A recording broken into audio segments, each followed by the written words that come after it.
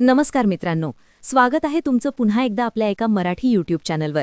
आज आपण ऐकणार आहोत एका अत्यंत हृदयद्रावक आणि धक्कादायक खऱ्या घटनेची कहाणी, जी केवळ भारतातच नव्हे तर शेजारील देश नेपाळमध्ये देखील खळबळ माजवणारी ठरली आहे. ही कहाणी आहे एका तरुण मुलीची, जिचं वय फक्त 15 वर्ष होतं तेव्हा ती आपल्या शेजारच्या मुलाच्या प्रेमात पडली होती. या दोघांचे संबंध इतके घट्ट झाले होते की ते एकमेकांसोबत लग्न करण्याचे स्वप्न देखील पाहत होते. पण वय आणि आर्थिक परिस्थितीमुळे ते शक्य झाले नाही. नंतर या मुलीचे लग्न दुसऱ्या एका व्यक्तीसोबत झाले, पण तिचे जुने प्रेम संपले नाही आणि याच अनैतिक संबंधांमुळे एक भयानक हत्येची घटना घडली, जी ऐकून तुमच्या पायाखालची जमीन सरकेल. नेमकं काय घडलं हे संपूर्ण प्रकरण सविस्तर जाणून घेऊया. पण त्याआधी जर तुम्ही आमच्या चॅनलवर नवीन असाल तर लगेच सबस्क्राईब करा आणि हा व्हिडिओ शेवटपर्यंत नक्की बघा. 5 नोव्हेंबर 2023 रोजी नेपाळ पोलिसांना चितवन या जंगलात एका महिलेची मृतदेह सापडला. तो मृतदेह अतिशय भयानक अवस्थेत होता, कारण त्याचे अंग 5 वेगवेगळ्या तुकड्यांमध्ये कापले गेले होते. पोलिसांनी त्या तुकड्यांना ताब्यात घेतले आणि आता त्यांच्यासमोर मोठे प्रश्न उभे राहिले होते. ही महिला कोण आहे, तिचा खून कोणी केला आणि का केला?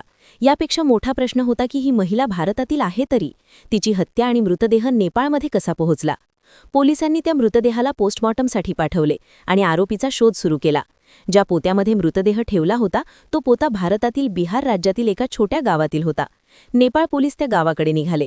ते गाव होते बिहारमधील मोतीहारी जिल्ह्यातील सुगौल गावात पोहोचल्यावर नेपाळ पोलिसांनी स्थानिक पोलिसांशी संपर्क साधला. सुगौल पोलीस देखील एका बेपत्ता महिलेचा शोध घेत होते आणि ती महिला नेपाळ पोलिसांना सापडली होती. त्या महिलेचे गाव होते ज्योतिका ही सुगौल गावातीलच राहणारी होती.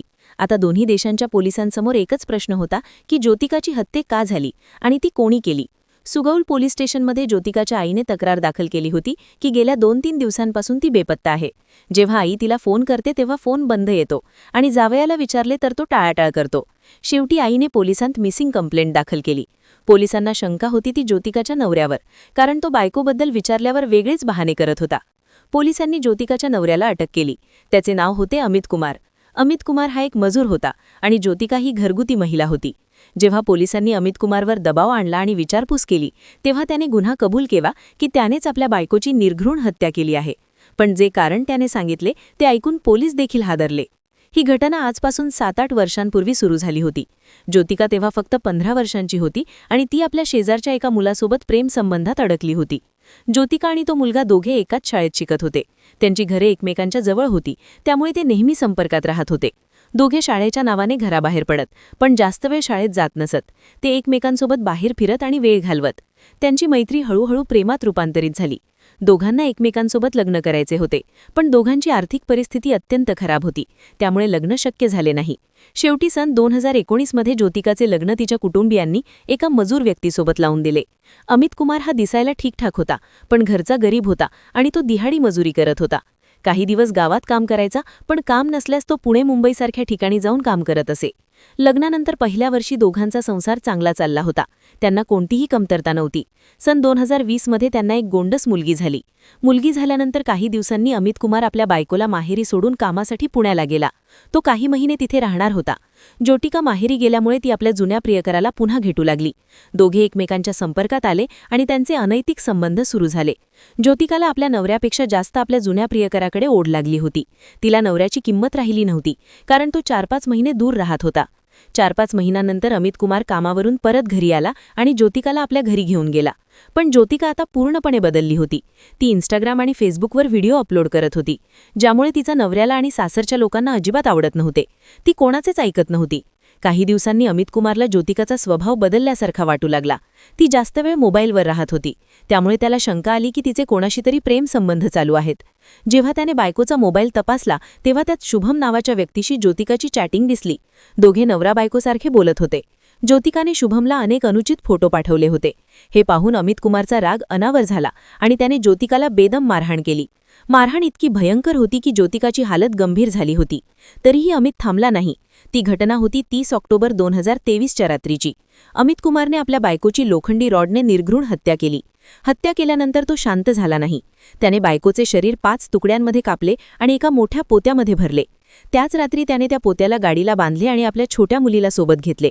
तो सरळ नेपाळच्या दिशेने निघाला. भारत-नेपाळ सीमेवर त्याने बायकोचा मृतदेह फेकून दिला आणि मुलीला घेऊन परत गावी आला. घरी आल्यावर तो सामान्यपणे वादत होता. कोणी विचारले तर सांगत होता की बायको माहेरी गेली आहे. पण ज्योतिकाच्या माहेरच्या लोकांनी वारंवार फोन करून विचारपूस सुरू केली. विशेषतः तिची आई त्याला सतत फोन करत होती, पण अमित कोणतेही समाधानकारक उत्तर देत नव्हता. शेवटी आईने पोलिसांत तक्रार दाखल केली आणि या तक्रारीमुळे अमित कुमारला पोलिसांनी अटक केली. ही संपूर्ण घटना अनैतिक संबंधांमुळे घडली. एका तरुण मुलीने आपल्या जुन्या प्रेमामुळे आपले जीवन गमावले आणि एका व्यक्तीने आपले संपूर्ण आयुष्य उद्ध्वस्त केले. या घटनेने केवळ दोन्ही देशांच्या पोलिसांना नव्हे तर सामान्य माणसांना देखील विचार करण्यास भाग पाडले आहे की अनैतिक संबंध किती धोकादायक ठरू शकतात. प्रेम हे सुंदर असते, पण जेव्हा ते लग्नानंतर देखील जुने संबंध चालू ठेवले जातात तेव्हा ते विध्वंसक बनते. ज्योतिका आणि शुभम यांचे संबंध सुरू राहिले आणि याच कारणामुळे अमित कुमारने इतका मोठा गुन्हा केला. त्याने केवळ हत्या केली नाही तर मृतदेहाचे तुकडे करून ते दूर नेपाळमध्ये फेकले, जेणेकरून पुरावा नष्ट होईल. पण पोलिसांच्या चाणाक्ष तपासामुळे तो पकडला गेला. या घटनेत अनेक प्रश्न उभे राहतात.